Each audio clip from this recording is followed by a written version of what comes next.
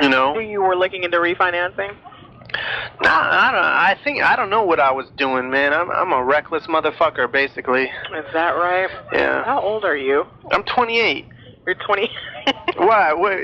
Now all of a sudden, No, I was just wondering because you sound young. What, you think I'm like 27 or something? Well, yeah, 26 is about right. You think I'm a whole year younger than I am, don't you? You know. God damn. How old are you? Me, I'm 32.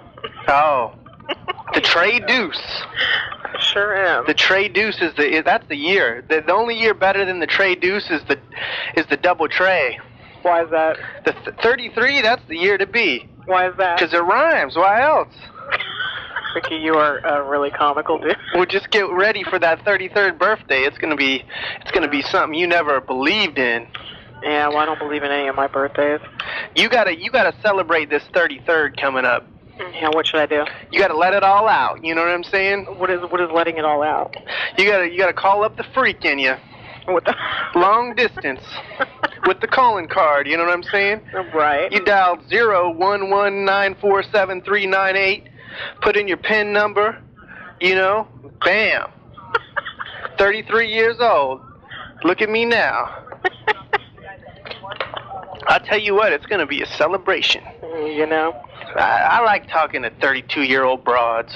Broads, huh? Once you become 32, you're officially a broad. No, not quite. When you become a broad. I don't think you ever become a broad. Well, like, you know, you That's see... a tacky word. If you see, like, a 12-year-old girl, you ain't gonna call her a broad. Right. But there's an age where you become, like, qualified to become a broad. You know what I'm saying?